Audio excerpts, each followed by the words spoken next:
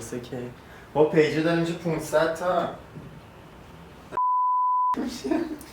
ها خب ببین تو الان گوشی چند درصد شده؟ 67. خب من دیگه بکش چون که این بار بیاد پایین بکش فقط من یه دور دیگه هم این ببینیم سوماق داشت؟ سوماقش واسه سوماق ترشه سوماق کاشونه نه سوماق واسه کاشون پیاز جعفری. آها آفرین. اینجا یه دونه دوربین داره رکورد میکنه برای ویدیوهای یوتیوب لانگ یوتیوب و بریم ببینیم چه جوری میشه دیگه. آقا ویدیوی شاورما هستیم. از این ویدیو به بعد ما ویدیوهای لانگمون رو هم داریم. این قسمت ویدیو لانگمون هم داریم توی یوتیوب و ببینیم چه جوری میشه دیگه ایشالله. بریم. خب حله برو 3 2 1 سینه یارون هر کدوم چه ویژگاهی دارن؟ ویژگاه سینه یارون هر کدوم چه ویژگاهی دارن و واسه کدوم غذا مناسب تر؟ سینه آب کمتری داره و واسه غذاهایی که طعم غالب ادویه است خیلی مناسب تره، ولی خب رون و پشت رون آبدارترن و واسه گریل و کلا کباب خیلی مناسب ترن. ولی خب رستوران‌های بیرون از سینه و پشت رون هم استفاده میکنن به خاطر اینکه آبدارتره و باعث میشه گوشت روی سیخ کلا خشک نشه و به روغن کمتری نیاز داشته. ولی خب سینه خشک‌تر. ما امروز خودمون تو این رسیپی از سینه استفاده میکنیم. یه دو دیگه نگیریم؟ نه که خب این دوتا رو که بزنیم الان ما ویدیومون شروع میشه. قلاب ملاب و اینا رو که آخر ویدیو ببین همه قلابامون در اصل آخر ویدیوه. خب الان میخوام پروانه‌ای بازش کنم اون توضیحات رو. توضیح پروانه‌ای میشه ریز تکنیک ریز نکته. آقا یه دونه سینه پاک شده دارم که خب به پشت سینه میخوابونمش. دستمو میذارم رو قسمت بلندتر سینه. از نصف سینه چاقومو میذارم و کل سینه رو یک سطحش میکنم. این قسمت رو جدا برش میکنم. حالا این قسمت سینه که یه تیکه رو از پشت سینه از این طرف که روی سینه است به شما برش نزنید. از پشت سینه از وسط میندازم، چاقو رو تا نصف میبرم پایین که ارتفاع مرغ نصف بشه. حالا چاقو رو از بغل میندازم داخلش و مرغ رو باز میکنم.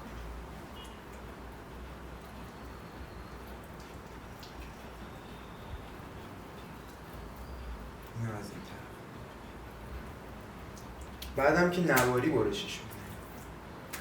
اسم این برش چیه؟ برش پروانه‌ای در واقع میشه. برش پروانه‌ای. الان دیگه میتونی کلا رکورد ببندی چون من اینجا رو ریدم.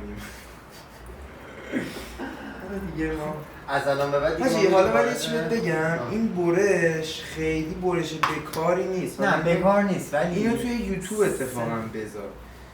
این خیلی برش. ببین الان ما اینجا هم داریم رکورد میکنیم دیگه. خب اون تیکه تو اینجا مشخص. وقتی داریم ببین نه دیگه من تو ویدیو اصلی میگم که سینه مرغ نواری که برشه سینه مرغ که نواری برش دادیم ادویه تو کپشن رب و روغن زیتون یه حبه سیر. اون میشه ویدیو اول. ببین من دونه دونه توضیحاتو میدم. اینو تو بعد خودت فقط بدونی تو کدوم ویدیو میخوای استفاده کنی. اوکی حواسم هست. ببین واسه مرینیتش ما میتونیم باز یه ریز کنیم. چی؟ واسه مرینیت یا بهترین روش مرینیت ما. ببین بهترین روش مرینیت مرغ که اصلا نه سریع ترین روش مرینیت ما. آخه یوسف ببین مرینیت مرغ وقتی میدونم وقتی اسمش میذاری مرینیت مرغ باید یه مرینیتی باشه که تو بتونی هزار جا ازش استفاده کنی که بگیم بهترینش. آقا اینا نمیشه همه جا استفاده کرد. نه این نمیشه. ما واقعا پلن‌های بسیار زیادی داریم برای کامیز. حالا هرچی میره جلوتر این پلن‌ها مشخص‌تر میشن.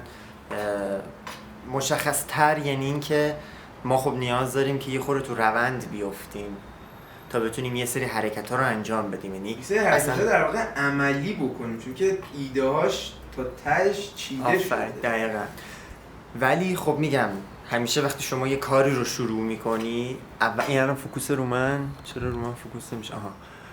همیشه نیاز داری که اول از همه برای، حالا اگه تو اینستاگرام باشه، نیاز داری که ویدیو اول، دوم فقط اینجوری باشی که بذاریم. همین. مخصوصا هم ما خب حالا داستانش رو توی اینستاگرام هم گفتم، ولی چیزی که هست اینه که ما تقریبا میشه گفت 4 ماه 5 ماه دست نگه داشته بودیم. یعنی ما اولین ویدیومون رو چند دی بود؟ 15 دی ما رکورد کردیم اولین ویدیومون رو.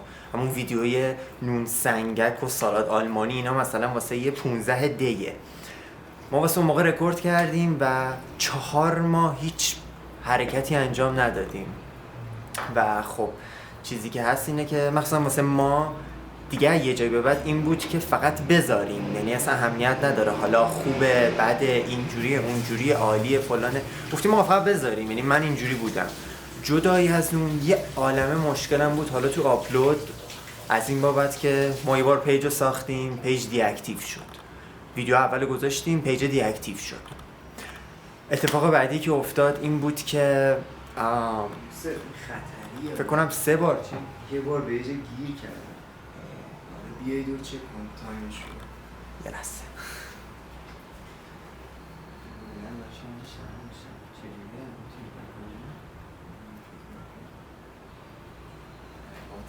آقا بریم الان سریع باتری داره؟ باتری داره. این که شارژ داشته باشی نمیدونم داره. آقا توی بخش قبلی متاسفانه دوربین شارژش تموم. الان این داره فوکسش اوکی؟ آره.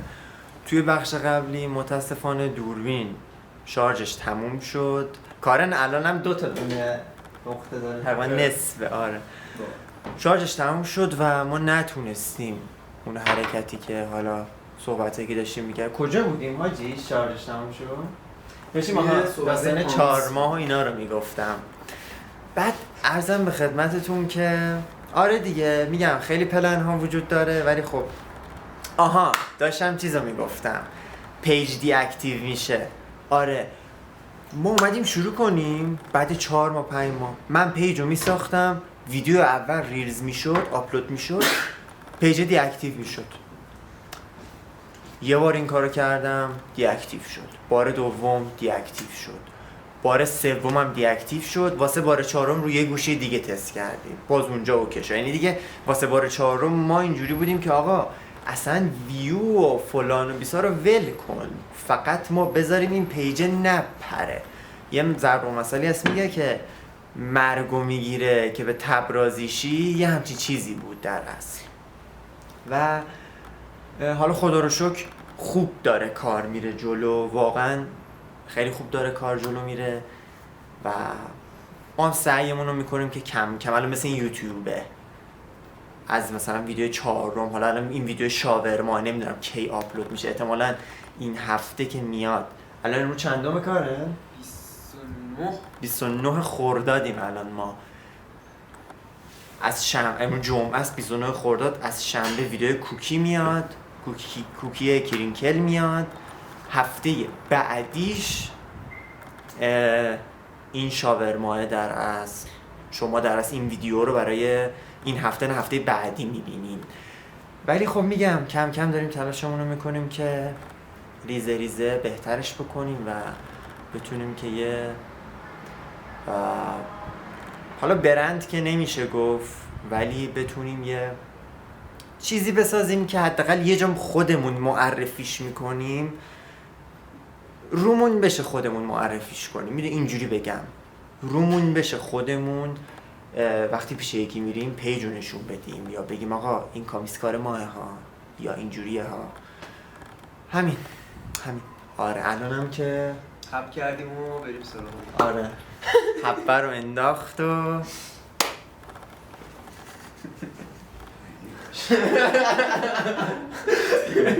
یه کم داشت یه کوچولو.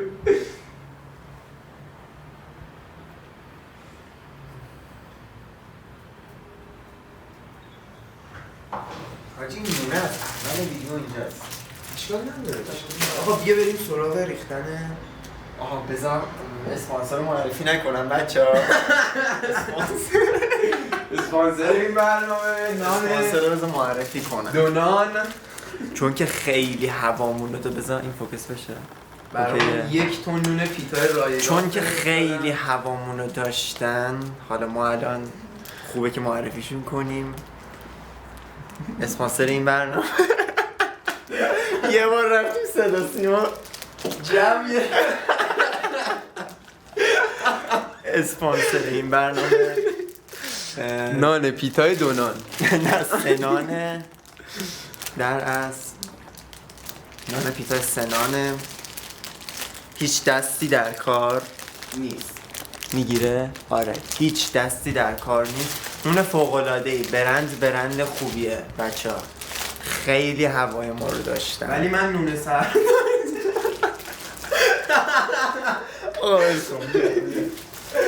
بریم آقا.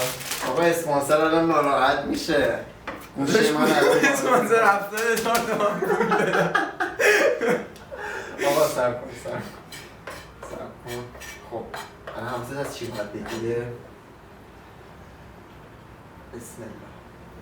جعفری چاپ شده. اتفاقا یوسف ببین ریخته بیرونش. خب آره من خیلی اوکی ترم که بریزه. آره بیرون. خب ببین الان به نظرم یه پاز بده. خب باید بریم سراغ لیمو. خب من دستم همیشه نگه میدارم. لیمو که؟ سوما سکانس بعدی ما دیگه مثلا بزنیم همین اینجاش میشه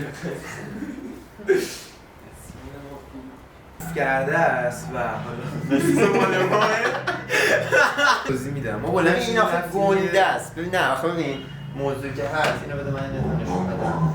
ببین این نگاه چه بزرگه. این لیمو سنگی دیگه این سایز بخرین دیگه مشخص یه چیز درجه یک خریدین. بعد واقعا جدا اون از هایپر مارکتی که ما رفتیم ولی که همشون بسته‌بندی شده و وزن کشی بعد بودن. اصلا مثلا هایپر مارکت هم ببین یه چیزی که هست اینه که شما کجا اون مواد رو میخری تهیه میکنی. در اصل وقتی آقا یه جای خوب میگیری میشناسی اونجا رو میدونی جای خوبیه و اونجا هم نمیاد خودشو خراب کنه جنس بد بده دست مشتری.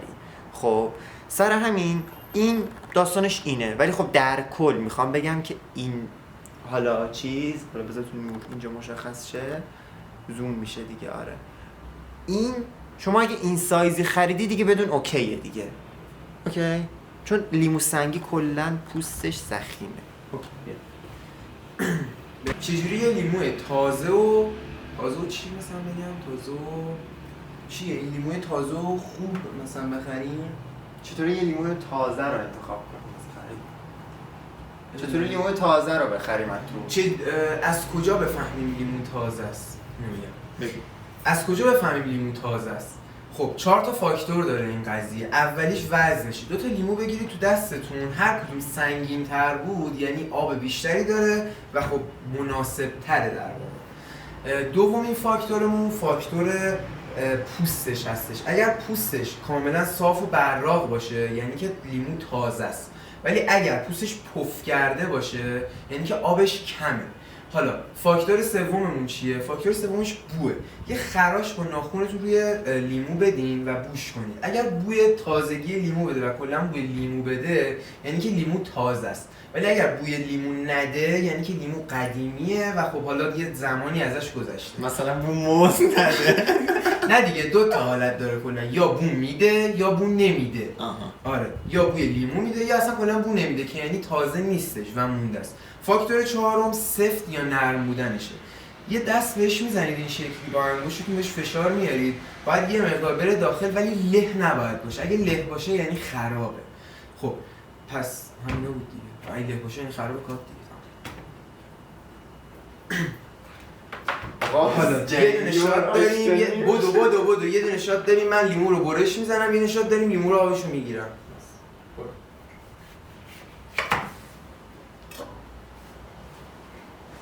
آقا با ذکر بسم الله آب شد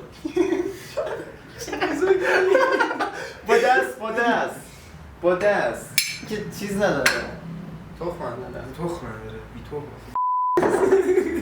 بابا زشته بچه یادمیه الان میگه اینو تربیت نه اینو بذار جلوتر مطمئنی اینجا بود دوست داره؟ نه کاری با اون ندارم ببین بذار من به بچه ها نشون بدم ما یه استراتژی ثابت داریم برای ویدیوها که حالا باز هم زدنشون دیگه نمیخوان؟ آها چرا ضرر که نداره حالا یک اداره نمیکنه نمیکنه و همش میزنیم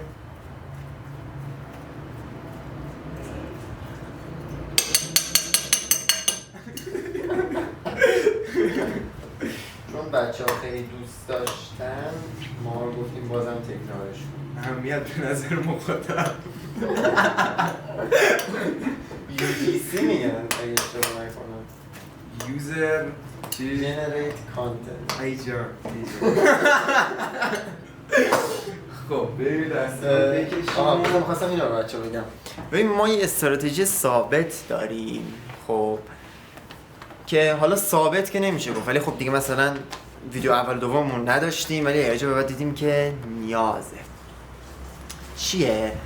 ببین این نمیدونه حالا مشخص میشه حالا درست درمون یا نه سوالاتی که وجود داره رو ما میایم در میاریم برای مواد اولیه ها یه سری ویدیو میشه جواب دادن به این سوالات که توی صفحه اول وجود داره جدای از اون ما ویدیوهامون هم یه ورژن عادی داره که نوع پخت و ایناست با یه قلاب و حالا بر اساس اون ویدیو این تنظیم میشه ولی 2 تا 3 تا ورژن متفاوت لحاظ قلاب که به صورت تریال آپلود میشه هم داریم به همین خاطره که و آها یه نکته دیگه همه اینا رو ما تو یه روز رکورد میکنیم تو یه غذا رکورد میکنیم به همین خاطر یه خورده پیچیده میشه یه مقدار اینکه حالا ما اینا رو بچینیم کدومو الان بگیم کدومو بعد بگیم جدای از اون تو ادیت خیلی داستان داره مثلا اینجا خب واسه اولیه است اینجا مال دومیه اینجا مال سومیه فلان بیسار ولی خب نتیجه گرفتیم ازش دیگه نتیجه خوبی داریم ازش میگیریم از این حرکت حالا شما هم اگر تولید کننده محتوا هستی تو اینستاگرام کار میکنی هر چیزی از آپشن تریال حتما استفاده کنید به صورت هوشمندانه آره. خب بریم برای سسش ها بریم سواق هم که گفتیم سواق هم که خط برای سس به چه نیاز داریم؟ این اسپانسرمون هم خیلی هوامون رو داشته یعنی اصلا یه چیز عجیبی هوامون رو داشتن چنده هر سوسش؟ نمیدونم بعد الان میگم 25 تومن هست کجا ایران زندگی میکنی یا مشتی؟ نه 3500 تومن نه بابا دیداش 3000 تومن نه پس خوبه واقعا از اسپانسره من نمیدونم قیمتی چی تو ذهنم بود 25 هی زنگ آقا نمیخوایم باد کار تو رو قرآن بیا ای تو رو خدا بیا جون ناموسه حالا بذار من نشون بدم حالا اسپانسر عزیزمونم هست اصلا خوشم دلوسته. اسم کامیسو استفاده دلوسته هستن بذار فوکس بشه باز الان اسپانسر بیاد ببینه بگه تو که نشون دادی فوکس نزدی اینقدر بی اهمیته آره دیگه اینم اسپانسر دوم ویدیو حالا دوستانی که میگن تولید کننده های محتوا میلیاردی دارن در میارن دیگه ما اسپانسرمون رو نشون دادیم دیگه یکی که اون نونه بوده که هم که دلوسته است واقعا داره میلیاردی در میاد دروغی وجود نداره عالی یه قاشق کنه اصلا امضای کار همینه آخ حاجی یادم رفت کاور بندازم رو موتوره آره، واسه فردا صبح الان میری پایین میری بابا، انسان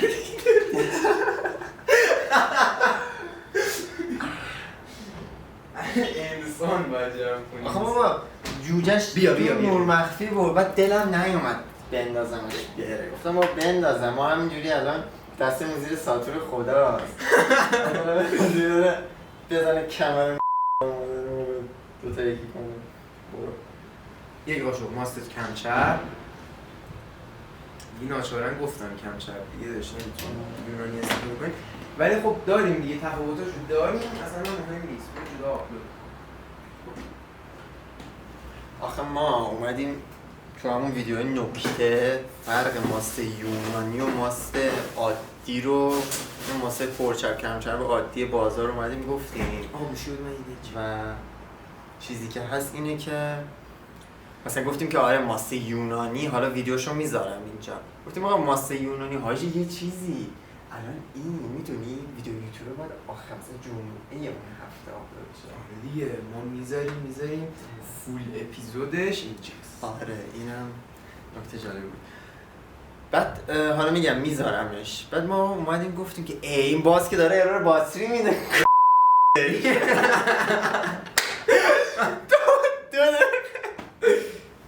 میایم دو کلمه صحبت کنیم، ولی کلا نه حاجی آخه واقعا هم دمش کم 30 دقیقه رکورد کرد با یه بار چیز.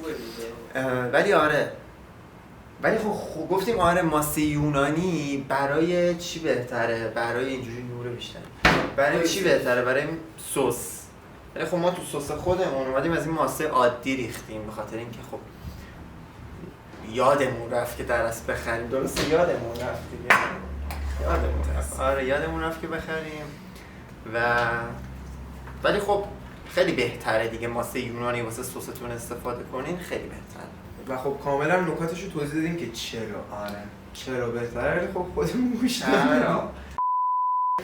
بعد اینو میخواستم بگم، ببین مثلا کسی که این ویدیو رو نبینه، مثلا ویدیوهای اینستاگرام ما رو صرفا ببینه، مثلا میگه اوه اینا چقدر آدمای آروم و حساب شده این، چه آدمای درجه یک. آره. بعد یکی که میاد ولاگو میبینه میگه یا ابل اینا استریدستایی نرسن با چه روانی هایی طرفی.